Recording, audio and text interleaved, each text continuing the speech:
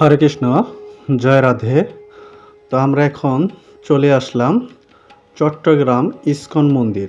তো এটি হচ্ছে ইস্কন মন্দিরের নিচের স্থান। তো এখানে অফিস এবং এখানে বিভিন্ন রকম প্রসাদের এখানে স্থান আছে। তো আমরা মন্দিরে প্রবেশ করব, তার আগে আমরা বলে নিচ্ছি বাই বাই তীর্থ ভ্রমণ চ্যানেল থেকে আপনাদেরকে বিভিন্ন স্থানের মন্দির এবং তীর্থস্থান এবং ধর্মীয় গান এবং সনাতনীদের অনুষ্ঠানের নীতি দেখানোর চেষ্টা করছি আমার এই চ্যানেলটি। তো আপনাদের যদি চ্যানেলের এই তীর্থ ভ্রমণের এবং সংস্কৃতি হিন্দু ধর্মের যদি পছন্দ হয়ে থাকে তাহলে অবশ্যই চ্যানেলটিকে সাবস্ক্রাইব করবেন এবং সকল সনাতনী ভাই ও কৃষ্ণ ভক্ত তাদেরকে দেখানোর চেষ্টা করবেন এবং শেয়ার করবেন। তো আমরা চলে আসলাম চট্টগ্রাম। তো চট্টগ্রামে এখনও মন্দিরটি সম্পূর্ণভাবে কাজ শেষ হয়নি। তো মন্দিরের কিছু কাজ বাকি রয়েছে। তো আপনাদের মাঝে সম্পূর্ণ দেখানোর চেষ্টা করব। তো এখানে দেখতে পাচ্ছেন হনুমান, তো রাম ভক্ত হনুমান দেবের মন্দির তো স্থাপনা করা হয়েছে। তো আমরা এখানে ঢাকা থেকে চট্টগ্রামে গিয়েছি বাইকে করে। তো বাইকে করে যাওয়ার পরে আপনাদেরকে দেখানোর চেষ্টা করছি। তো তীর্থ ভ্রমণ এবং করতে গেলে কিছুটা ভগবানের কাজ করতে গেলে কষ্ট হয়। তো সেই প্রসঙ্গে তো এখানে আমাদের ভিডিওটিতে দেখানোর চেষ্টা করছি সম্পূর্ণ স্থাপনা।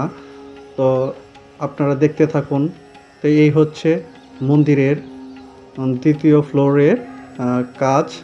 তো এখানে এখনও সম্পূর্ণভাবে আপনাদেরকে আগেই বলেছি হয়নি। তো এখানে কাজ চলমান।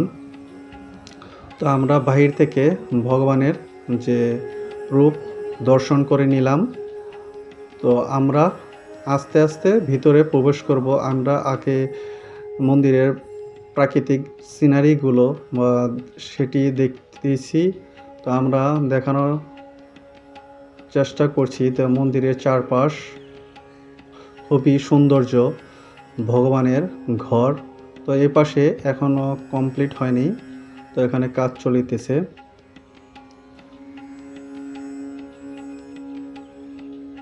খুবই সুন্দর, দেখলে মন জুড়িয়ে আসে। তো ভিতরের যে আসবাবপত্র ভগবানের সেটি আরও সৌন্দর্য তো দেখতে পাচ্ছেন। তো খুবই মন এবং মুগ্ধ করে নেয় সে ভগবানের ঘরটিকে দেখে। তো এখানে আমরা ইস্কন মন্দির দেখেছি অনেকগুলো। তার ভিতরে কিছু কিছু জায়গাতে খুব সৌন্দর্য এবং আধুনিক করে যে স্থাপনাটি তৈরি করা হয়েছে ভগবানের ঘর। তো সেইগুলো আমার কাছে এই চট্টগ্রামে ইস্কন মন্দিরটি খুবই ভালো লেগেছে। এখন দেখতে পাচ্ছেন এখানে যে আমরা যে দেখানোর চেষ্টা করছি। তো আমার বড় ভাই এবং আমার ভাতিজা আমরা একসাথে গিয়েছি এই তীর্থ ভ্রমণ করতে। তো আমরা সময় পেলে বিভিন্ন জায়গাতে যাই বৈষ্ণবের চরণধূলি নেওয়ার জন্য এবং বৈষ্ণব সঙ্গ করার জন্য। তো আমরা বিভিন্ন জায়গাতে ঘুরতে যাই। যদি একটুকু ভালো লেগে থাকে অবশ্যই আপনারা লাইক এবং সাবস্ক্রাইব করবেন, শেয়ার করবেন এবং আমাদের যদি ভুল ত্রুটি থাকে অবশ্যই কমেন্টের মাধ্যমে জানাবেন। তো আমরা এখন নিচ থেকে উপর অংশে চলে আসলাম। তো উপরে মন্দিরের এটা ভিতরে প্রবেশ করলাম। তো এখানে শ্রীমদ্ ভাগবত পাঠ হচ্ছে, প্রভু করছে। এখানে প্রভুপাদের যে একটি ভাস্কর্য তো সেটি এখানে স্থাপনা করা হয়েছে। এটি মন্দিরের চারপাশ আমরা দেখাচ্ছি। এখন ভগবান যে প্রতিমা সেটি এখনও খোলা হয়নি, বন্ধ আছে। তো আপনাদেরকে যদি কৃপা হয় তাহলে আপনারা অবশ্যই দেখতে পারবেন।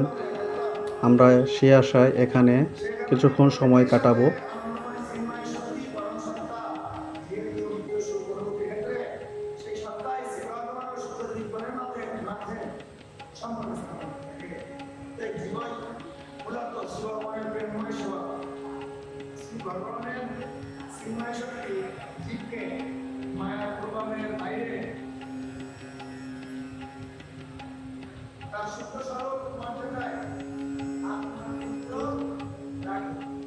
আমাদের স্বপনে জাগরণের সমস্ত অভিজ্ঞতাই মনের ক্রিয়া প্রতিক্রিয়ার মন্ত্র।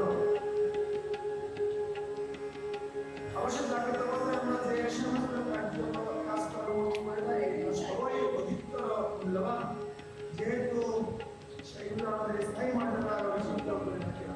সেইভাবেই প্রত্যেক মুহূর্তে প্রত্যেক দিন ভগবানের আমরা সকাল সকাল মন্দিরে প্রবেশ করে ফেলেছি, তাই ভক্তবৃন্দর এখানে সমাগম কম দেখা যাচ্ছে। তো আমরা মন্দিরের চারপাশটা একটু কুমোরক্রিয়া করব, তো আমরা দেখছি। তো এখানে মন্দিরের চারপাশটা ঘুরে আমরা আপনাদেরকে দেখাচ্ছি। সো এখানে এক প্রভুজি নাম জপ করছে।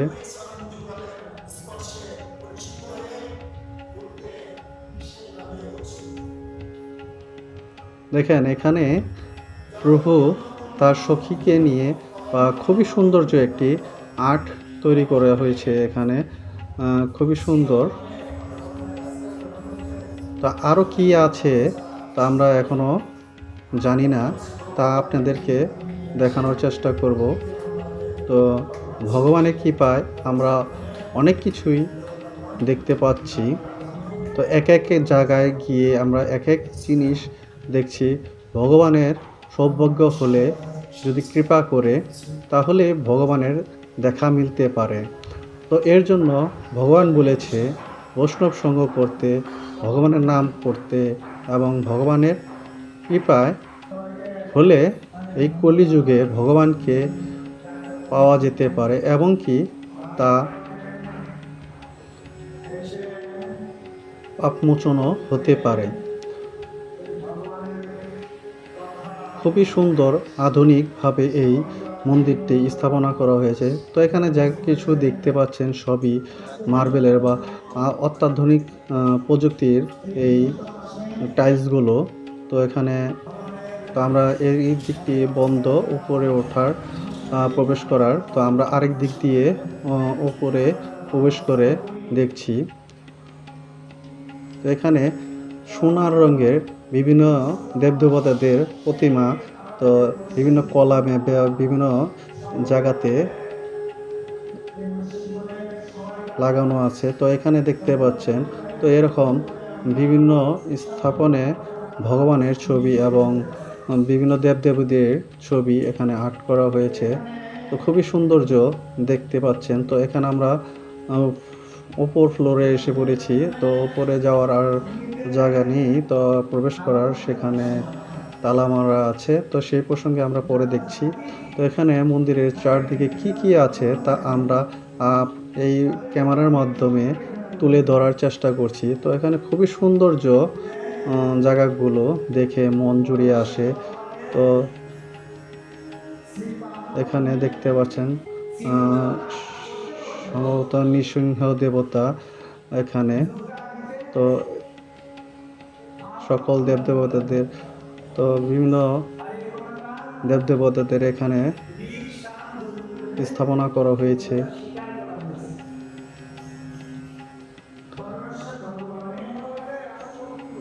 ভগবান শ্রীকৃষ্ণ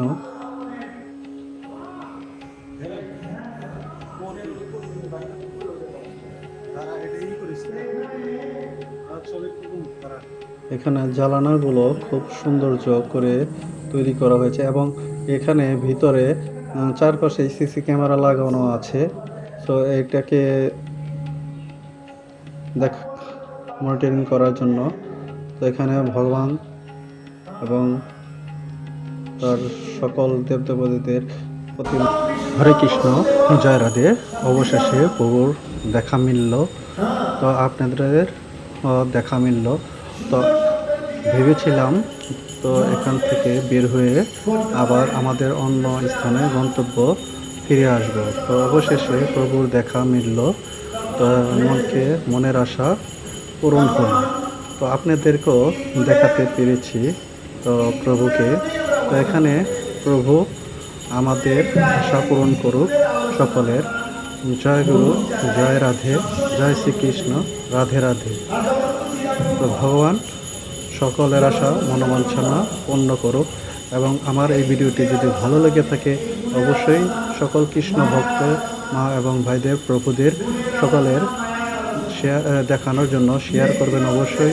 এবং আরও থাকছে অন্য সময় আপনাদের মাঝে আবার নিয়ে আসবো অন্য আরেকটি ভিডিও। তো সেই মুহূর্তে সকলে ভালো থাকবেন। হরে কৃষ্ণ, সকলকে নমস্কার।